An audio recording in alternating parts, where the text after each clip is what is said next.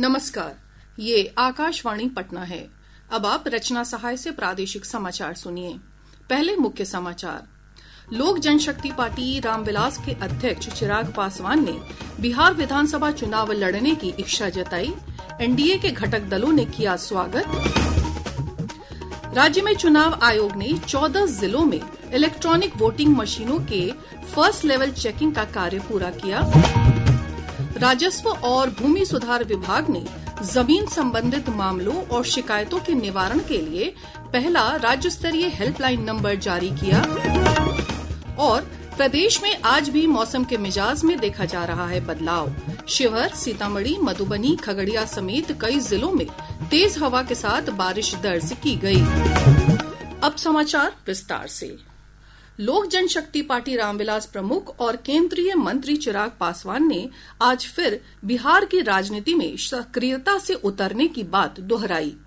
उन्होंने पटना में संवाददाताओं से कहा कि वे विधानसभा चुनाव लड़ने को तैयार हैं। श्री पासवान ने कहा कि उनका उद्देश्य है कि विधानसभा चुनाव लड़ने से एनडीए गठबंधन को लाभ हो। अगर हम चाहेंगे तो हम जरूर चुनाव लड़ेंगे, बट कि क्या मेरे चुनाव लड़ने से मेरी पार्टी, मेरे प्रत्याशियों को ज्यादा लाभ होगा, गठबंधन को ज्यादा लाभ होगा? हमारा लक्ष्य है कि लोकसभा की तरह इस बार भी हम लोग का स्ट्राइक रेट बेहतर रहना चाहिए। और कई बार देखा गया है कि जब पार्टी का कोई बड़े नेता जब खुद आकर चुनाव लड़ते हैं तो उसमें पार्टी के स्ट्राइक रेट को बेटर करने में मदद मिलती है, गठबंधन का प्रदर्शन बेहतर होता है। अगर पार्टी को ऐसा लगता है कि हमें चुनाव में आना चाहिए तो जरूर हम। पार्टी के वरिष्ठ नेता और जमुई से सांसद अरुण भारती ने कहा कि लोक जनशक्ति पार्टी रामविलास के संसदीय बोर्ड ने इसका समर्थन किया है। हिंदुस्तानी आवाम मोर्चा के प्रमुख और मंत्री संतोष कुमार सुमन ने चिराग पासवान के निर्णय का स्वागत किया है। उनका व्यक्तिगत मामला है, पार्टी का निजी मामला है। और माननीय चिराग पासवान जी एनडीए घटक दल के सम्मानित नेता हैं। उनकी पार्टी हमारे घटक दल में है। हम लोग सब एक साथ काम कर रहे हैं। हमारा एक ही मकसद है कि हम कैसे बिहार का विकास कर सकें। तो डबल इंजन की सरकार है ताकि बिहार का विकास और तेजी से हो। उसमें चिराग पासवान जी का भी एक अहम रोल है। और हम समझते हैं कि वो जिस कैपेसिटी में रहेंगे, चाहे केंद्र में रहें चाहे बिहार में रहें, बिहार की सेवा करने का ही उनके मन में ऐसी इच्छा है। भारतीय जनता पार्टी के नेता और राज्य के मंत्री नीरज कुमार बबलू ने विधानसभा चुनाव लड़ने के चिराग पासवान के फैसले का स्वागत किया है। काफी खुशखबरी वाला खबर है बिहार के लोगों के लिए और एनडीए के लिए। निश्चित रूप से उन्हें लड़ना चाहिए और उनके लड़ने से मुझे लगता है कि बिहार मजबूत होगा, हमारा एनडीए मजबूत होगा। और बिहार में जिस तरह से युवाओं में क्रेज है चिराग जी का, इसका फायदा एनडीए को मिलेगा। बिहार में चुनाव लड़ेंगे, अच्छी बात है। उनको लड़ना चाहिए, बिहार पर उनको फोकस करना चाहिए। पिछले वर्ष लोकसभा चुनाव में कथित तौर पर भीतरघात के कारण चुनाव हारने वाले राष्ट्रीय लोक मोर्चा के अध्यक्ष उपेंद्र कुशवाहा ने कहा है कि उनके विरोधियों ने उन्हें नुकसान पहुंचाने के प्रयास में एनडीए को ही नुकसान पहुंचाया है। उपेंद्र कुशवाहा ने आज पटना में संवाददाताओं से बातचीत के दौरान ये बात कही। कुछ लोगों ने, जिनके अंदर गलतफहमी आ गई थी कि उपेंद्र कुशवाहा को डुबा देंगे और खुद उग जाएंगे, यह संभव नहीं है। डूबेगा तो उपेंद्र कुशवाहा भी, उगेगा तो उपेंद्र कुशवाहा भी। अच्छा, जब हम लोग एक ही नाव पर सवार हैं तो नाव डूबेगी तो अकेले उपेंद्र कुशवाहा कैसे डूबेगा? आप भी डूबिएगा, हम भी डूबेंगे। आगामी विधानसभा चुनाव को लेकर तैयारियां तेज गति से चल रही हैं। इसके तहत निर्वाचन आयोग ने ईवीएम की फर्स्ट लेवल चेकिंग का कार्य प्रदेश के 14 जिलों में पूरी कर ली है। इस प्रक्रिया के तहत ईवीएम की कार्यशीलता, पारदर्शिता और त्रुटि रहित संचालन को सुनिश्चित किया जाता है। आयोग ने अब तक राज्य के किशनगंज, सहरसा, पूर्णिया, बांका, दरभंगा और पटना में एफएलसी प्रक्रिया पूरी कर ली है। वहीं नालंदा, बेगूसराय, सारण, सीतामढ़ी, अररिया, शेखपुरा, खगड़िया और पूर्वी चंपारण में भी ईवीएम की फर्स्ट लेवल चेकिंग का कार्य पूरा हो गया है। आयोग की ओर से जारी विज्ञप्ति में बताया गया है कि अन्य जिलों में एफएलसी का कार्य प्रगति पर है। ऑपरेशन सिंदूर के तहत आतंकवाद के खिलाफ भारत का सैद्धांतिक और दृढ़ रुख स्पष्ट करने के लिए संसद के 7 सदस्यों का सर्वदलीय शिष्टमंडल विभिन्न देशों के दौरे पर है। शिष्टमंडल किसी भी प्रकार के आतंकवाद को कतई बर्दाश्त नहीं करने के भारत के संकल्प का कड़ा संदेश दे रहा है। जदयू सांसद संजय कुमार झा के नेतृत्व में सर्वदलीय शिष्टमंडल इंडोनेशिया की सफल यात्रा के समापन के बाद आज मलेशिया के कोलालमपुर पहुंचा। इस अवसर पर श्री झा ने मीडिया को संबोधित करते हुए कहा कि पाकिस्तान की ओर से युद्ध विराम का अनुरोध किया गया था, जिस पर भारत सहमत हुआ। इथियोपिया में सर्वदलीय प्रतिनिधि मंडल के सदस्य और पूर्व सूचना और प्रसारण मंत्री अनुराग सिंह ठाकुर ने कहा कि आतंकवाद को हर मोर्चे पर परास्त करने की जरूरत है। जो स्लेइंग टेररिस्ट थे, जो आतंकवादी मारे गए भारतीय सेना के हमले में, उनको फेयरवेल देने के लिए कौन आया? पाकिस्तान आर्मी के बड़े बड़े अफसर आए, पुलिस के बड़े बड़े अफसर आए, चुने हुए प्रतिनिधि आए, और तो और पाकिस्तानी झंडे में आतंकवादियों की लाशों को लपेटा गया और फिर दफनाया गया। उनके डिफेंस मिनिस्टर हो, उनके फॉरेन मिनिस्टर हो, सबने माना कि हम 30 साल से 30 ईयर से डर्टी जॉब करते आए। कई सबूत हैं, लेकिन भारत ने भी तय कर लिया है, अगर आप टेररिस्ट अटैक्स लगातार करवाते रहोगे तो मुंह तो जवाब मिलता रहेगा। वहीं कांग्रेस सांसद मनीष तिवारी ने कहा कि अगर पाकिस्तान आतंकवाद को बढ़ावा देना बंद नहीं करता है तो उसके खिलाफ उग्र कार्रवाई होगी। जब भारत के आत्मसम्मान की बात आती तो हम लोग सब एक होकर दलगत सियासत से ऊपर उठकर उस भारत माता को नमन करने के लिए खड़े हो। पिछले 45 वर्ष से पाकिस्तान भारत के खिलाफ आतंकवाद प्रोत्साहित करता रहा है। पाकिस्तान की तरफ से अगर उन्होंने आतंकवाद प्रोत्साहित करना बंद नहीं किया तो अभी तक तो जो जवाब था वो बहुत सटीक था, पर अगली बारी जो जवाब होगा वो बहुत ही उग्र होगा। इधर भाजपा सांसद रविशंकर प्रसाद के नेतृत्व में सांसदों का शिष्टमंडल लंदन पहुंच गया है। श्री प्रसाद ने कहा कि हम यहां भी आतंकवाद के मामले पर भारत का पक्ष मजबूती से रखेंगे। लंदन पहुंच गए हैं। 3 देशों की हमारी यात्रा अच्छी रही, फ्रांस, इटली और फिर डेनमार्क की। आतंकवाद के मामले पर भारत का पक्ष हम प्रभावी रूप से यहां भी रखेंगे और जैसा हमें बाकी जगह वहां के लोगों का समर्थन मिला है वही समर्थन इंग्लैंड में भी मिलेगा, हमें पूरा विश्वास है। वहीं अल्जीरिया में भाजपा सांसद निशिकांत दुबे ने कहा है कि पाकिस्तान पर वित्तीय मदद पर रोक लगनी चाहिए क्योंकि वो अंतर्राष्ट्रीय संस्थाओं से मिले पैसे को आतंकवाद को संरक्षण देने में खर्च करता है। जो उनके पास पैसा है, IMF is giving loan, Saudi Arabia is giving something, US is giving something. You will be surprised कि 80% जो उनकी इकोनॉमी है that is on loan only, क्योंकि वो सारा का सारा पैसा पब्लिक वेलफेयर में नहीं खर्च करके, डेवलपमेंट में नहीं खर्च करके, वो केवल और केवल भारत के खिलाफ डिफेंस में खर्चा करते हैं। प्रादेशिक समाचार आप आकाशवाणी पटना से सुन रहे हैं।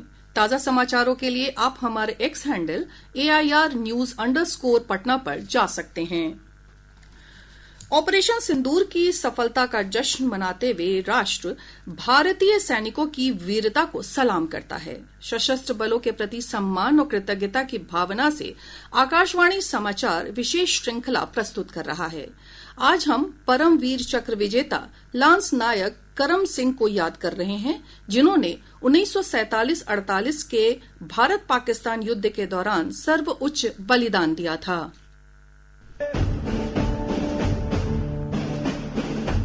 1915 में पंजाब में जन्मे लांस नायक करम सिंह 1941 में सिख रेजिमेंट में भर्ती हुए। 1948 के भारत पाकिस्तान युद्ध में टिथवाल की लंबी लड़ाई के दौरान लांस नायक करम सिंह ने अहम भूमिका निभाई। 13 अक्टूबर की रात लांस नायक करम सिंह की चौकी पर भारी गोलाबारी के साथ दुश्मन ने एक बड़ा हमला किया। संख्या में बहुत कम होने और गोला बारूद की कमी के बावजूद उन्होंने दुश्मन के कई हमलों को विफल कर दिया। अपने साथियों को दुश्मन दुश्मन को मुंह तोड़ जवाब देने के लिए, उन्हें प्रोत्साहित करने और दुश्मन पर ग्रेनेड से हमले करने के लिए लांस नायक सिंह एक स्थान से दूसरे स्थान पर गए। 2 बार घायल होने के बावजूद उन्होंने वहां से जाने से इनकार कर दिया और पहली पंक्ति की खाइयों पर बने रहे। दुश्मन के 5वें हमले के दौरान 2 दुश्मन सैनिक उनकी पोजीशन के बहुत करीब आ गए। गोलीबारी के खतरों से बचने के लिए करम सिंह अपनी खाई से बाहर निकले और संगीन से दोनों दुश्मन सैनिकों को मार डाला। अपनी असाधारण बहादुरी के लिए लांस नायक करम सिंह को परमवीर चक्र से सम्मानित किया गया, जो तितवाल की लड़ाई में साहस का प्रतीक बन गए। सकलैन अख्तर, आकाशवाणी समाचार, दिल्ली। राजस्व एवं भूमि सुधार विभाग के मंत्री संजय सरावगी ने आज पटना के दानापुर में पहला विभागीय कॉल सेंटर का शुभारंभ किया। लोग अब टोल फ्री नंबर 1800-3456-215 पर कॉल करके म्यूटेशन, जमाबंदी, दाखिल खारिज और अन्य राजस्व संबंधी मामलों की जानकारी प्राप्त कर सकते हैं। यह सुविधा आम लोगों के लिए 3 जून से शुरू होगी। इस अवसर पर श्री सरावगी ने कहा कि ये कॉल सेंटर सरकार के डिजिटल मिशन को जमीनी स्तर पर सफल बनाने की दिशा में एक प्रभावशाली कदम है। राजस्व एवं भूमि सुधार विभाग की शिकायतों को लेकर आज से कॉल सेंटर प्रारंभ किया गया है। 3 जून से लोग इसकी सेवाओं का लाभ उठा सकेंगे। कॉल सेंटर का टोल फ्री नंबर जो है 1800-3456-215। विभाग को बहुतेरी शिकायतें पूरे राज्य से, चाहे वो मोटेशन का मामला हो, जमाबंदी का मामला हो या उसमें सुधार के लिए परिमार्जन प्लस का मामला हो। अब हम लोगों ने उसको त्वरित के लिए आम लोगों की कोई क्वेरी है, समस्याएं हैं, तो वो इस टोल फ्री नंबर पर फोन कर सकते हैं। राजद के पूर्व नेता और लालू प्रसाद के बड़े पुत्र तेज प्रताप यादव ने कहा है कि उनके खिलाफ साजिश रची गई है। एक सोशल मीडिया पोस्ट पर राज्य के पूर्व मंत्री ने कहा कि वे जल्द ही इस साजिश का खुलासा करेंगे। गौरतलब है कि पिछले दिनों सोशल मीडिया पर वायरल एक पोस्ट के बाद तेज प्रताप यादव को राजद अध्यक्ष लालू प्रसाद ने पार्टी से 6 सालों के लिए निष्कासित कर दिया था। वहीं तेज प्रताप को लालू प्रसाद ने अपने परिवार से भी बेदखल कर दिया था। मुंगेर को बेगूसराय और खगड़िया से जोड़ने वाले श्रीकृष्ण सेतु पर 4 और 7 जून को आंशिक रूप से यातायात बाधित रहेगा। राष्ट्रीय राजमार्ग प्राधिकरण की ओर से पुल के स्पैन की जांच के लिए पुल को आंशिक रूप से बंद रखा जाएगा। प्रदेश में आज भी मौसम के मिजाज में बदलाव देखा जा रहा है। शिवहर, सीतामढ़ी, मधुबनी, खगड़िया समेत कई जिलों में तेज हवा के साथ बारिश दर्ज की गई। इधर पिछले 24 घंटों के दौरान प्रदेश के पूर्वी और उत्तरी मध्य भागों के साथ उत्तर पश्चिम भाग के कुछ स्थानों पर हल्की से मध्यम बारिश दर्ज की गई।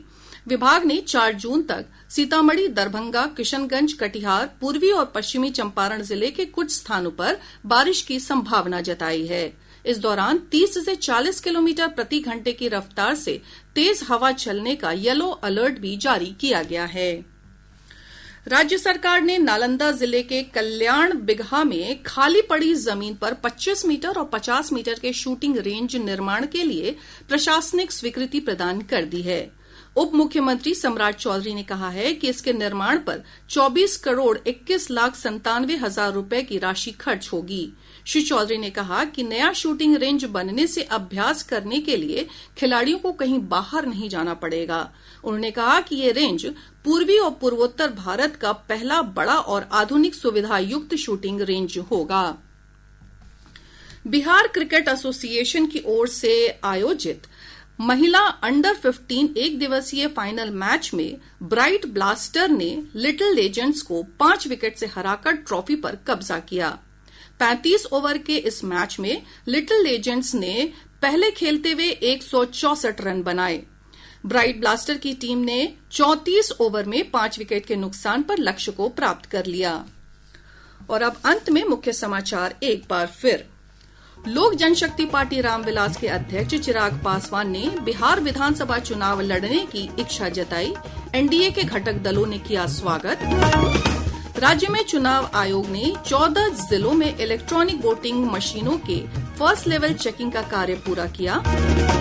राजस्व और भूमि सुधार विभाग ने जमीन संबंधित मामलों और शिकायतों के निवारण के लिए पहला राज्य स्तरीय हेल्पलाइन नंबर जारी किया। और प्रदेश में आज भी मौसम के मिजाज में देखा जा रहा है बदलाव। शिवहर, सीतामढ़ी, मधुबनी, खगड़िया समेत कई जिलों में तेज हवा के साथ बारिश दर्ज की गई।